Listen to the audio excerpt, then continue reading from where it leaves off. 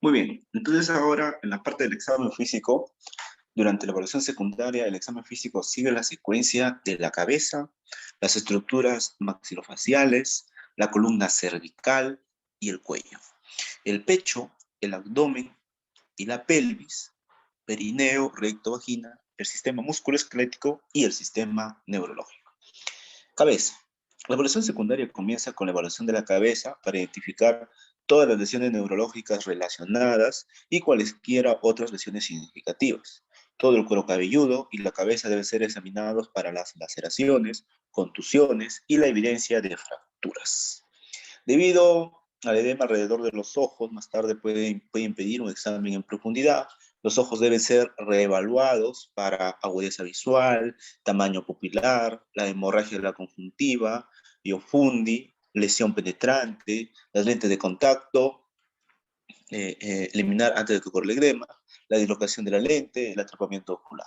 Los médicos pueden realizar un examen de agudeza visual rápida de ambos ojos, pidiendo al paciente leer un material impreso, tal como una tabla de Snell, de mano o palabras en una pieza de equipo.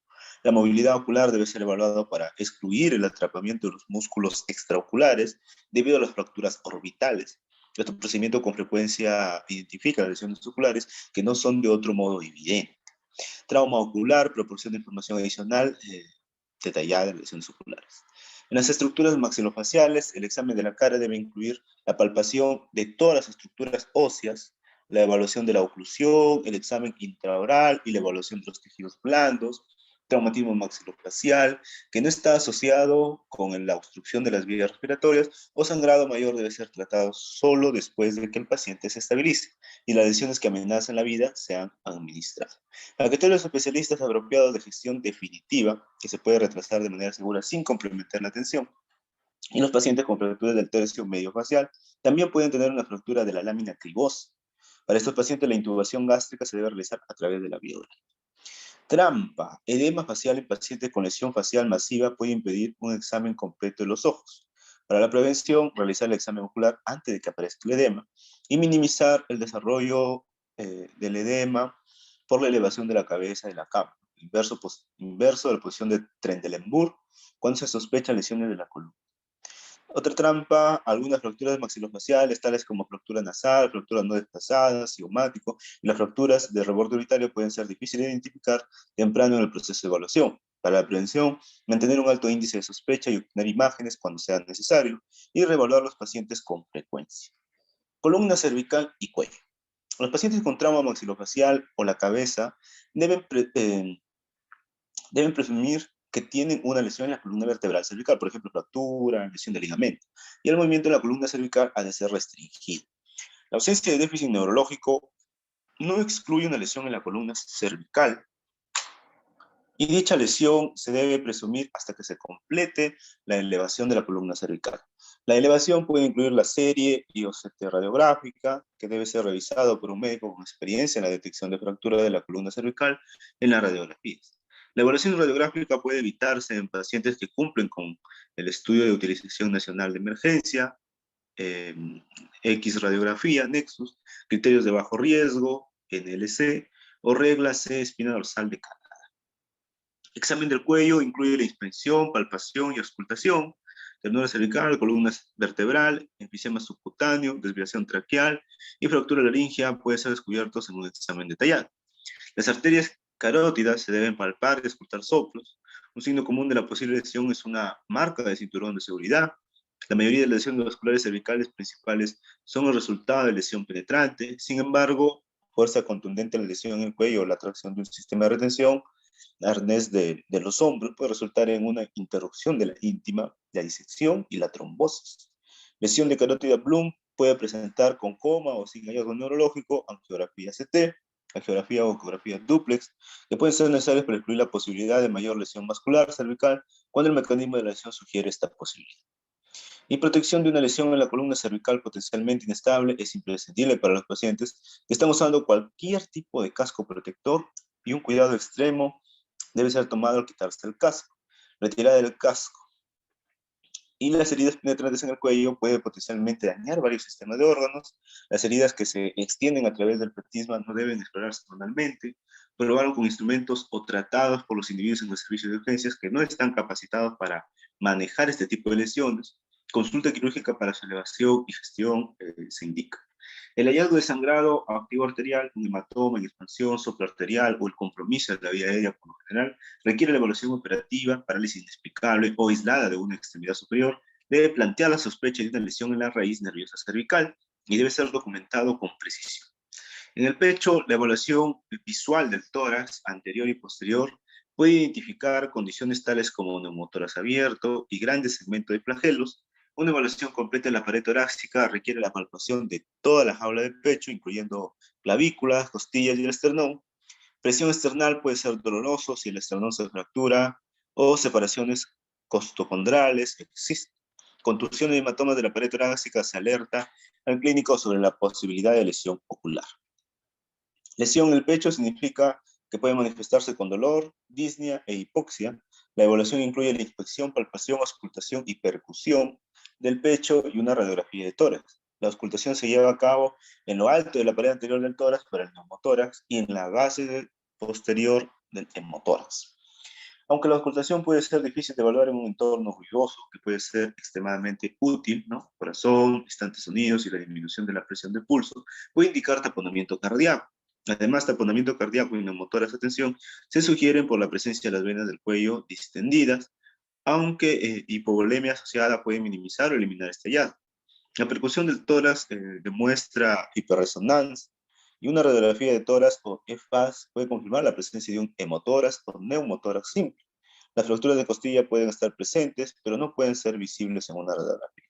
Un ensanchamiento del mediastino y otros signos neurológicos pueden sugerir una ruptura aórtica. Abdomen y pelvis. Las lesiones abdominales deben ser identificadas y tratadas de forma agresiva. La identificación de la lesión específica es menos importante que determinar si se requiere la intervención quirúrgica. Un examen inicial normal del abdomen no excluye una lesión intraabdominal significativa. Cerrar la observación y reevaluación frecuente del abdomen, preferiblemente por el mismo observador, son importantes en la gestión de trauma abdominal cerrado, porque con el tiempo los hallazgos abdominales del paciente pueden cambiar. La participación temprana de un cirujano es esencial. Las fracturas pélvicas pueden ser sospechosos por la identificación de equimosis sobre las alas ilíacas, pubis, los labios o en el escroto. Dolor en la palpación del anillo pélvico es un hallazgo importante en los pacientes de alerta. Además, la evaluación de los pulsos periféricos puede identificar lesiones vasculares. Los pacientes con antecedentes de hipotensión inexplicada, daño neurológico, alteración sensorial secundaria al alcohol y otras drogas y los resultados equívocos abdominales deben ser considerados candidatos para el TPE, ecografía abdominal, o si los resultados hemodinámicos son normales, tomografía computarizada del abdomen. La fractura de la pelvis o inferior de la caja torácica también pueden dificultar el examen de diagnóstico preciso del abdomen porque se palpa el abdomen puede provocar dolor en estas áreas. Perineo, el recto y la vagina. El perineo debe ser examinado por contusiones, hematomas, laceraciones y hemorragia uretral. Un examen rectal puede realizarse para evaluar la presencia de sangre dentro del intestino, la integridad de la pared rectal y la calidad del tono del esfínter. También el examen vaginal se debe realizar en los pacientes que están en riesgo de sufrir lesiones vaginales.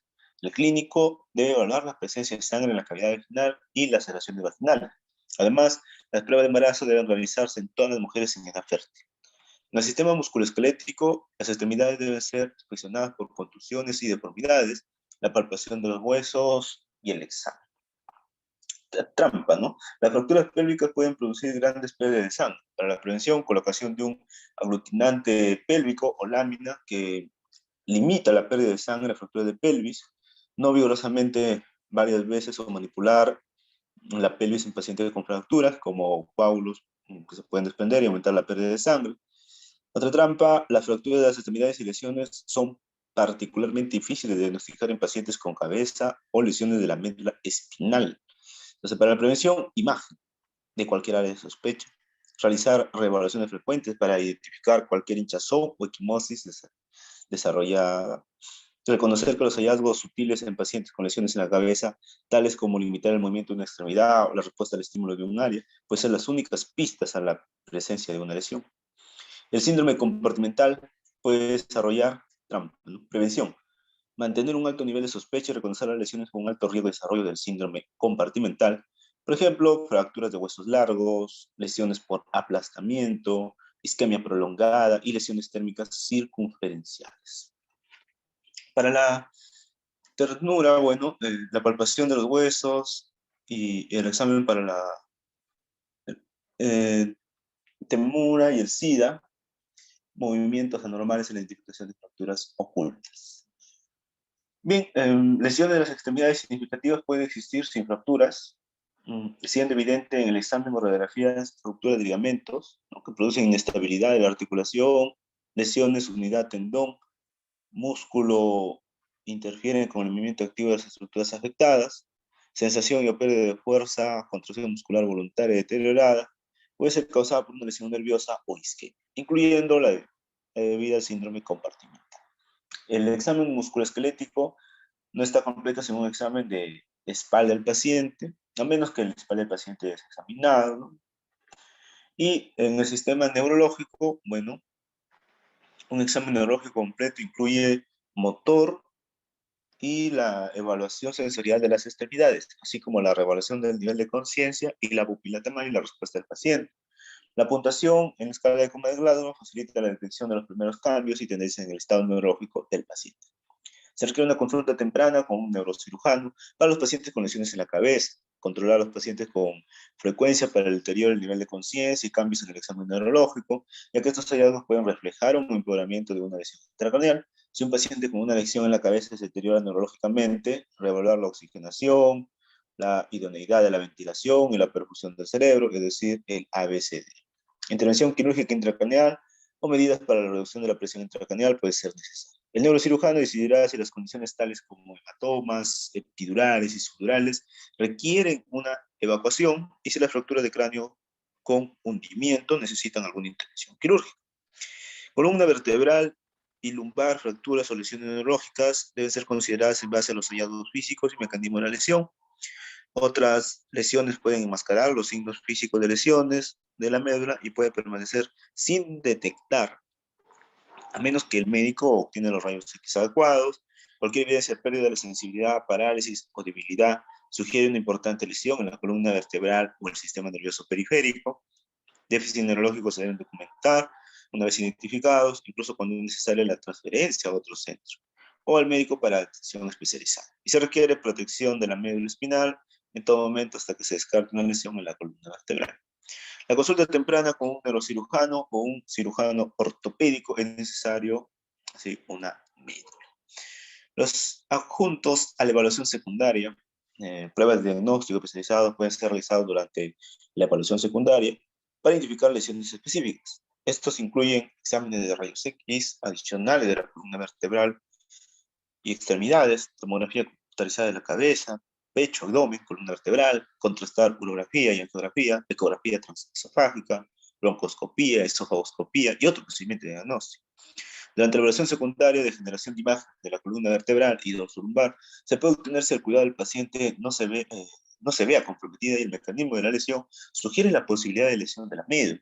Muchos centros de trauma renuncian a las radiografías simples y utilizan tomografía computarizada, lugar para detectar lesiones en la columna. La restricción de movimiento de la columna debe mantenerse hasta que se excluya la lesión de la columna. Debe obtenerse una radiografía de tórax, AP, y películas adicionales pertinentes al sitio de sospecha de lesión. A menudo estos procedimientos requieren el transporte del paciente a otras áreas del hospital, donde los equipos y personal para la gestión de las contingencias que amenazan la vida pueden estar disponibles inmediatamente.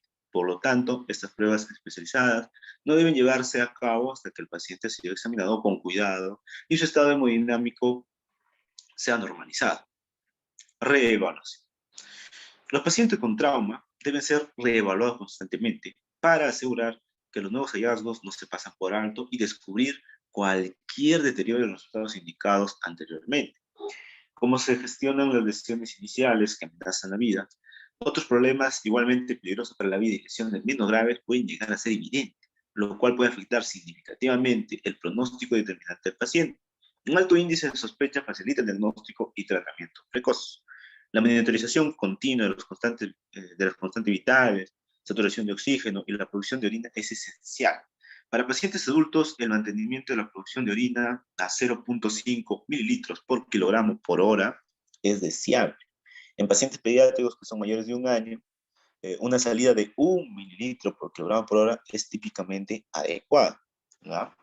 Periódica ABG analiza y finaliza la aspiración y dióxido de carbono monitoreo son útiles en algunos pacientes. El alivio del dolor agudo es una parte importante del tratamiento para los pacientes de trauma.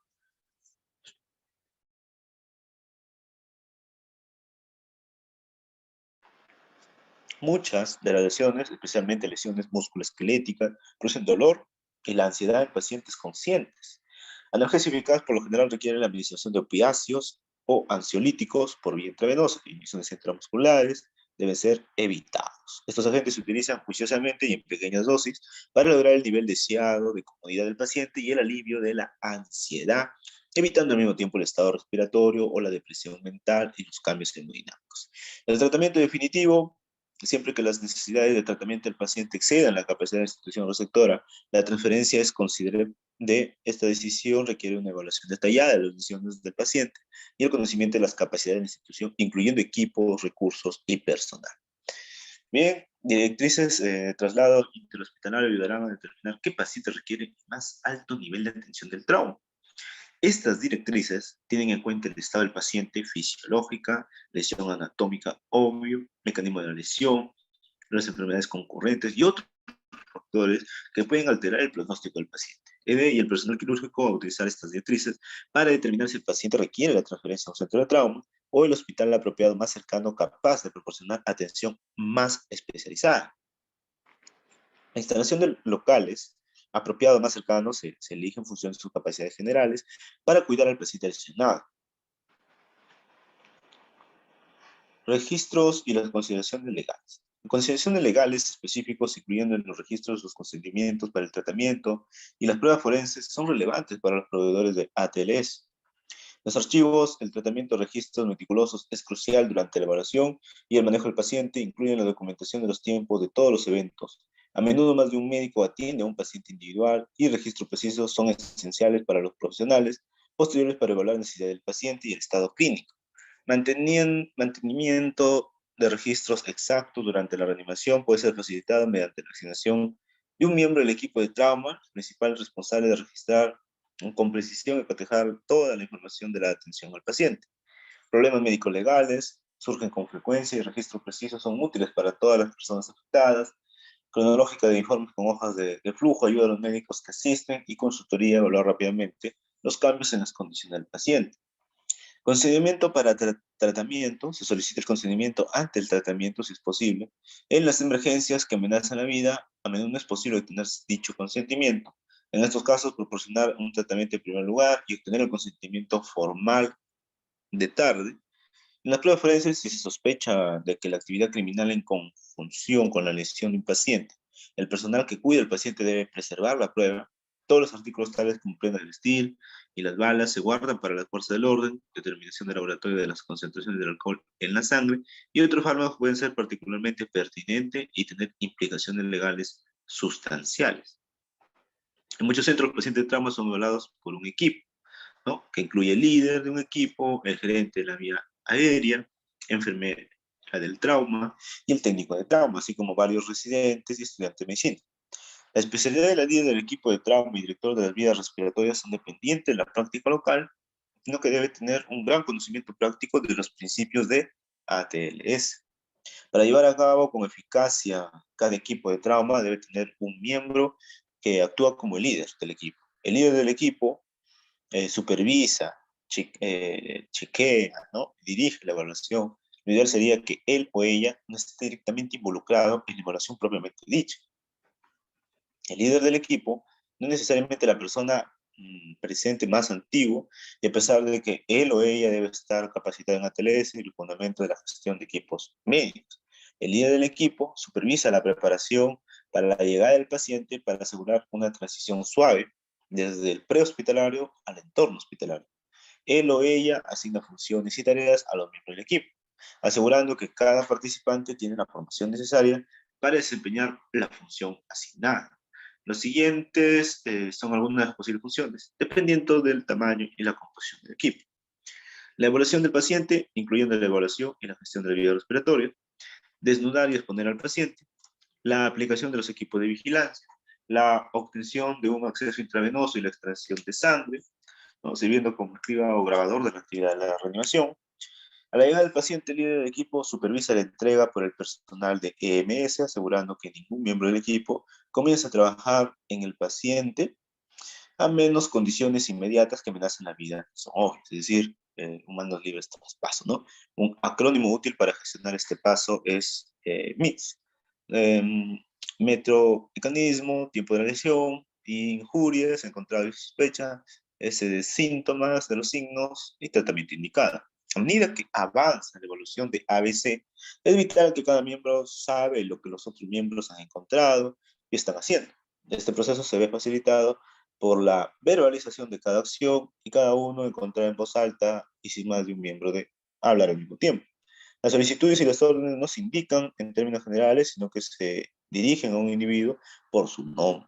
Esta persona luego repite la petición, orden, y después confirma su conclusión y, en su caso, su resultado.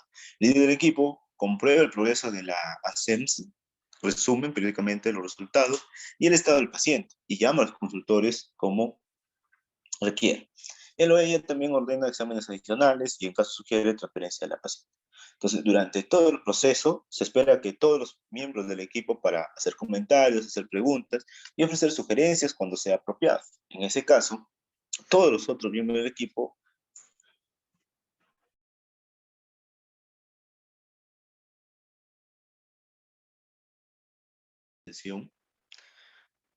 y seguir la situación del jefe del equipo. Cuando el paciente ha dejado el servicio de urgencia, el líder del equipo lleva a cabo una sesión después de la acción. En esta sesión, el equipo se ocupa de los aspectos técnicos y emocionales de la reanimación e identifica oportunidades de mejora del rendimiento del equipo.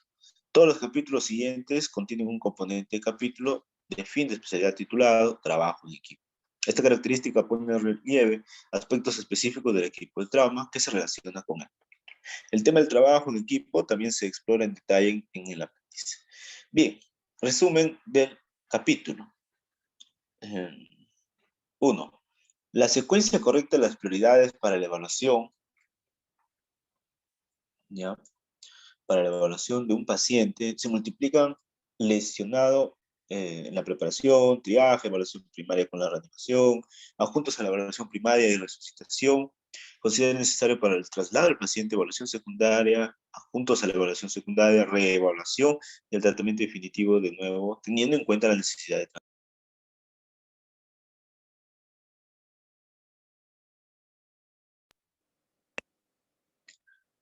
2. Principio de las encuestas primarias y secundarias y las directrices y técnicas en la resucitación y de atención definitiva, fases iniciales del tratamiento, se aplican a todos los pacientes con lesiones múltiples. La historia médica del paciente y el mecanismo de lesión son críticos para la identificación de lesiones. 4. Dificultades asociadas con la evaluación inicial y la gestión de los pacientes lesionados necesita ser anticipado y lograr minimizar su impacto. 5. La evaluación primaria debe repetirse frecuentemente. En cualquier anormalidad le pedirá una reevaluación a fondo. 6. La identificación temprana de los pacientes que requiere la transferencia a un nivel más alto de cuidado va a mejorar los resultados.